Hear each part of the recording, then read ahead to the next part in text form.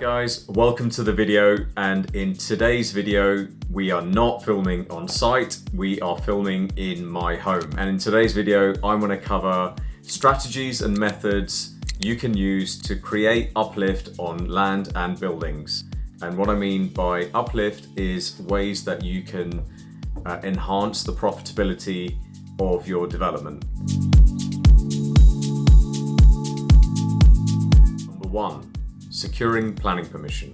This involves obtaining planning permission for land or building through the local authority, which can significantly increase the value of the land. We've managed to obtain planning permission on various different sites. Not too long ago, we obtained planning permission for our new scheme, Lucent House in Hackney, which is fully built now. But we designed that scheme, we took it through planning, and then we eventually built it out. And more recently, we have gone into planning for 23 apartments. This is a new scheme, and currently it's still pending. So that's the joys of the planning system here in the UK, and I'm sure in other countries too. But yeah, you can significantly increase the value, so much so that you could even sell the land or building with planning for a healthy profit. We've never done this before. We've thought about it on various schemes, but we've always eventually built out our schemes that we've obtained planning on. However, we know it can be done. We've purchased land with planning from other people, and so they have sold it with a profit margin. So yeah, it can be done, and securing planning permission is one way you can really increase the value of your land. So it's a big uplift. Number two, change of use. Now, this is mainly for existing buildings.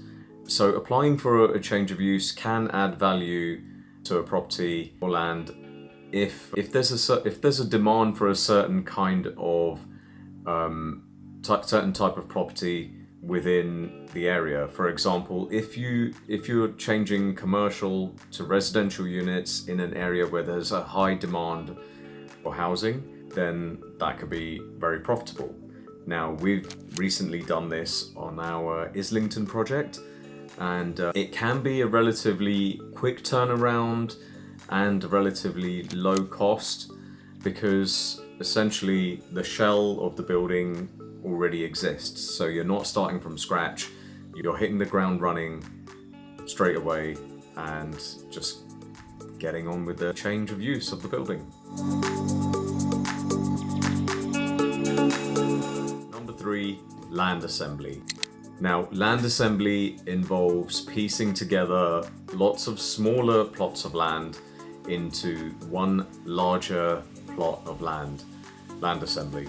This can increase the development potential and value because it makes it possible for larger developments, which can in turn lead to more profit. Yeah, that's another way.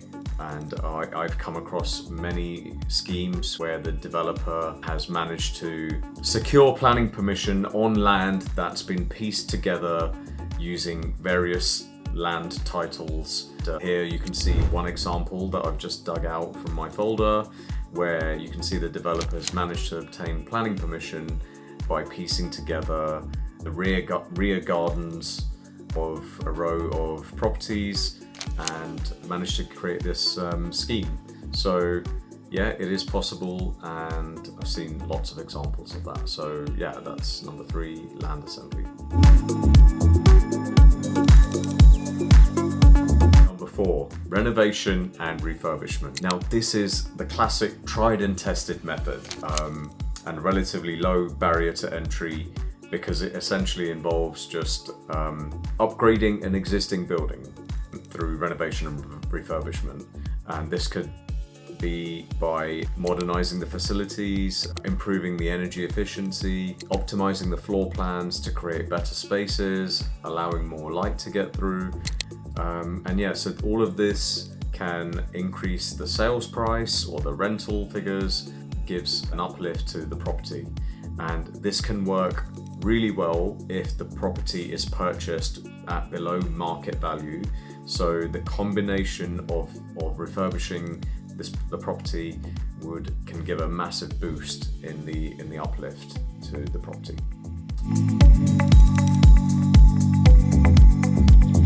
Number 5, adding additional floor space. Now, this can be done by extending existing buildings, adding additional floors, converting the loft space, converting the basement space, anything that can create more usable space, therefore more square footage, will increase the value of the property. And here's an example of something that I did which involves the last 2 strategies. And this is one of my earlier developments where I refurbished, renovated, and added floor space to this townhouse. And as you can see, the end result was a spectacular transformation, if I may say so, which gave me an insane profit margin.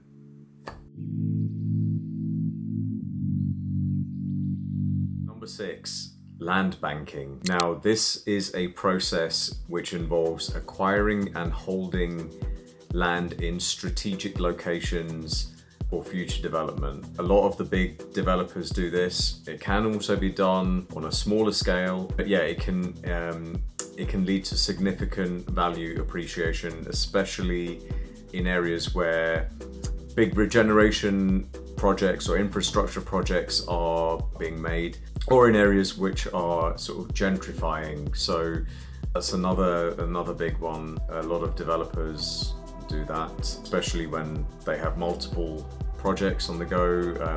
They may hold back and wait and see what happens to the area. So yeah, land banking. So that's it, guys. These were my main strategies and methods in creating uplift on either land or buildings.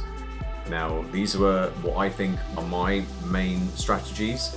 Now, there are other smaller things here or there that you can also do to create uplift, but it all depends on the kind of scheme, development, projects that you're talking about. Essentially, these are what I believe to be 6 of the main core strategies that you can use.